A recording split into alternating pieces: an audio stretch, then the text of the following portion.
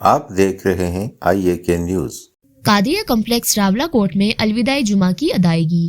نماز جمعہ سے قبل پیر محمد حسین قادری کائناتی قلندری نے رمضان کی فضیلت پر گفتگو کرتے ہوئے رحمتوں، مغفرتوں اور استغفار کے مواقع ملنے پر حاضرین کو مبارکباد دی۔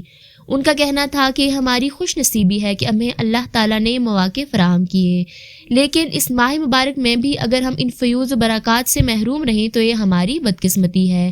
ہم نے اس ماہ مبارک میں جو نمازیں ادا کی، روزے رکھے، اس سے ہماری ایک مشق ہوئی ہے جس کو ہم نے بھلانا نہیں، بلکہ نمازوں کو روٹین سے قائم رکھنا ہے۔ اس ماہ مقدس نے ہمیں صبر، ہمت اور درگزر کی تلقین کی ہے اور سکھایا ہے، اسے ہم نے نہیں چھوڑنا۔ آخر میں ملکی سلامتی، کشمیر کی آزادی اور مملکت پاکستان و آزاد کشمیر کو بہترین قیادت میسر آنے کی دعا کی گئی، جس کے بعد مرکز قادریہ کمپلیکس راولہ کوٹ میں نماز عید کا وقت صبح 8 بجے اور مرکز دوتھان شریف میں بھی 8 بجے ہی ادا کیے جانے کا اعلان کیا گیا۔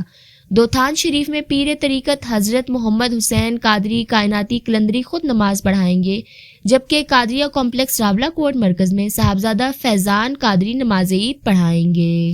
آپ دیکھ رہے ہیں IAK نیوز۔